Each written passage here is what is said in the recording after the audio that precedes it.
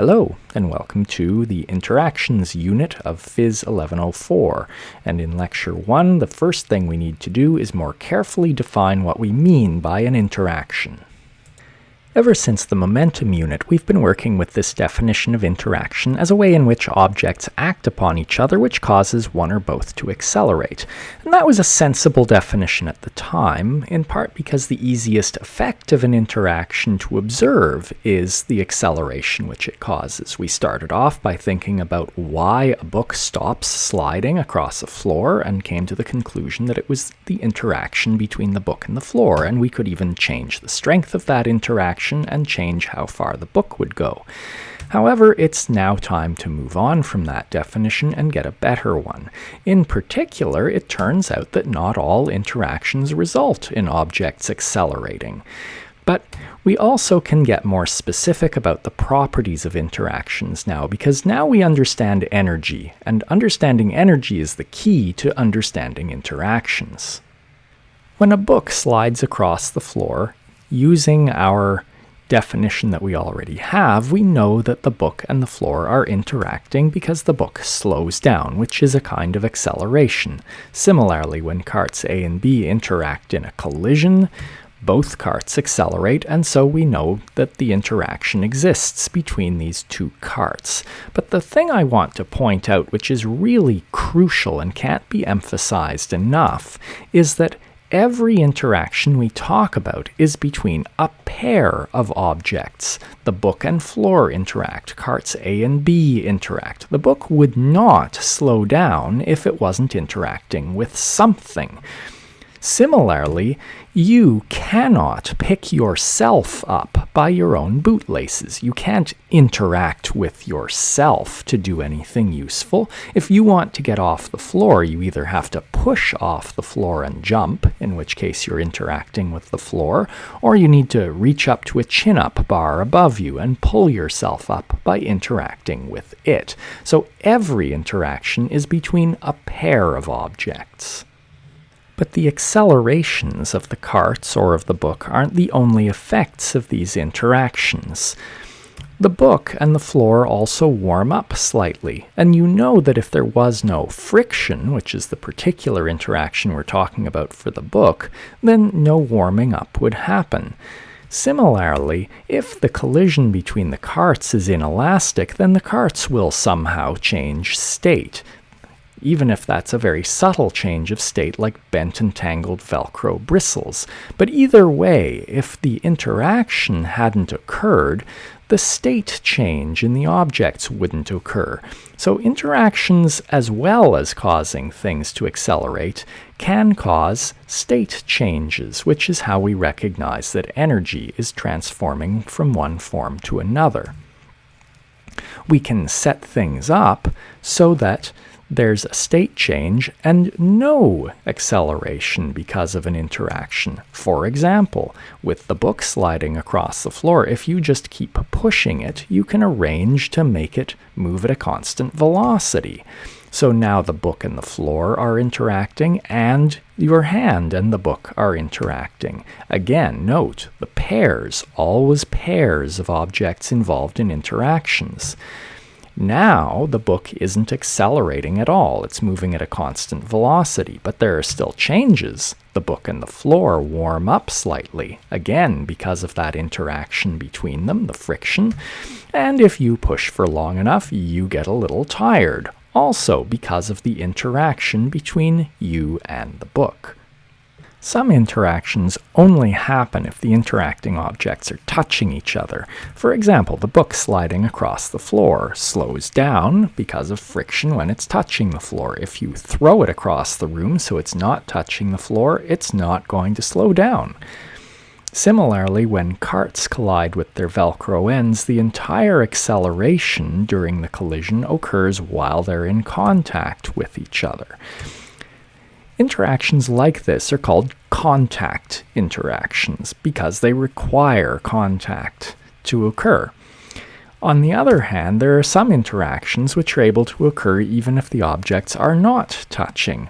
For example, I can push these magnets back and forth with another magnet, and by now we're very familiar with carts colliding using magnetic interactions where no contact occurs between the carts.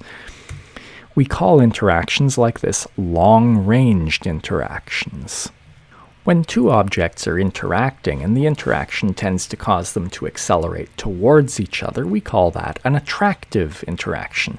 For example, I can use the magnet in my hand to attract this stack of other magnets towards it. On the other hand, when the interaction causes the objects to be pushed apart, to accelerate away from each other, we call that a repulsive interaction. And again, with magnets, I can turn the magnet in my hand around and it will repel the other magnets. Many interactions, though, can be repulsive or attractive depending on the circumstances. For example, here are two carts interacting with each other via a spring. When the spring is fully relaxed, there's no interaction at all, but if it's stretched, then the interaction is attractive. And if the spring is compressed, then the interaction is repulsive. But many interactions are neither attractive nor repulsive. Friction, for example, is neither attractive nor repulsive, and as we'll see next semester in Phys 1204, magnetic interactions with moving charges are neither attractive nor repulsive. Let's now focus on a pair of objects in an isolated system, and the reason to do that is then we know the only interaction we have to worry about is the interaction between those two objects. So it's a nice simple situation with only one interaction we care about.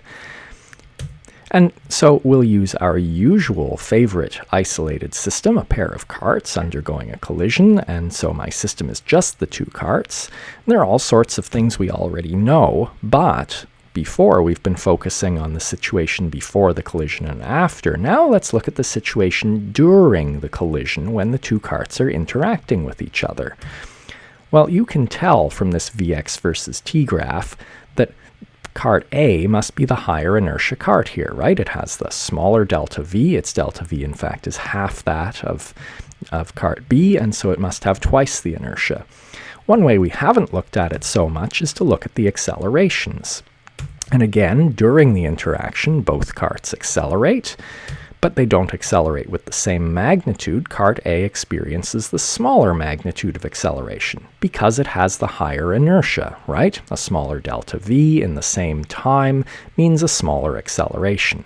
And also the carts have to accelerate in opposite directions, and so you can see the x components of their acceleration have opposite sign. Well, we've already seen that the consequence of all this is that even during the collision, the system's momentum remains constant. But now let's look at the kinetic energy during the collision. Now, if you look back at the Vx versus t graph, you can see that the relative speed before and after the collision in this collision is the same. And so, unsurprisingly, the total kinetic energy before the collision and after the collision are the same. This collision is elastic. However, look, during the collision, something interesting happens. The system's kinetic energy decreases during the interaction. Now, contrast that. The momentum of the system remains constant all through the collision, including during the collision. But the kinetic energy, even though it's the same before and after the collision, it's decreased during the interaction. Does that surprise you? In fact, we can explain it fairly easily.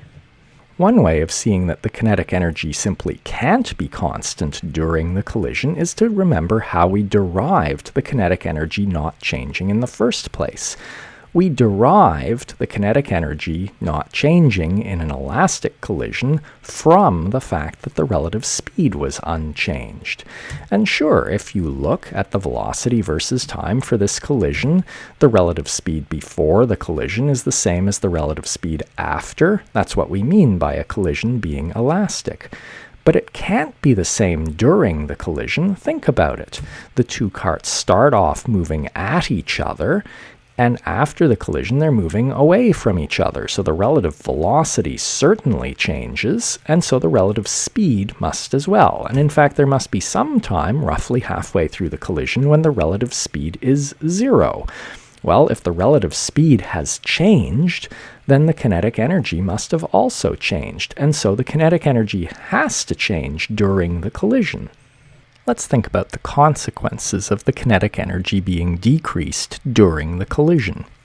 First of all, this system is closed. There are no state changes going on in the environment, and we know that it ends up getting all of its kinetic energy back. So there's no flow of energy out of the system or into the system. So this disappearing kinetic energy during the collision implies that there must be a conversion to internal energy in the system. And that means the carts must be undergoing some kind of state changes. Well, we're going to spend the next video lecture looking at that in detail. For now, I'll just say that for this cart collision, we can see that all of the internal energy gets returned to kinetic energy. And what that's telling us is that whatever the state changes are that these carts are undergoing, they must be reversible. And we've sort of seen this back in the energy unit, that elastic collisions like this one are reversible processes. On the other hand, if we had looked at an inelastic collision of carts, then there would be a conversion to internal energy in the system, and we wouldn't get it all back as kinetic. Some of it would stay as internal energy. Let me just finish up this video lecture by summarizing some characteristics of an interaction. So every interaction involves two objects. For our carts colliding, then it's just the two carts that are interacting with each other. When a book slides across the floor, the pair of interacting objects is the book and the floor. You can't have an interaction with only one object in it. When the system is isolated, then we also know that the momentum is the same during and after the interaction. We already knew the before and after part. The during part is a little bit new. Not all interactions affect the motion of the interacting objects, but for those interactions that do affect the motion of the interacting objects, we know that the accelerations of the two objects in general are not the same. The object with the higher inertia must have the lower acceleration, and we can say more than that, because we know these accelerations have to be directly related to the changes of velocity of the objects, and so they're going to follow the same relationship that we've already seen. In other words, that the ratio of the accelerations is the negative inverse of the ratio of the inertias of the objects. So in other words, if cart A is double the inertia of cart B, its acceleration must be half that of cart B. And finally, we've seen that the system's kinetic energy changes during the interaction. We can get kinetic energy converted into internal energy during the interaction. And if the conversion is reversible, then we will tend to get all of that kinetic energy back.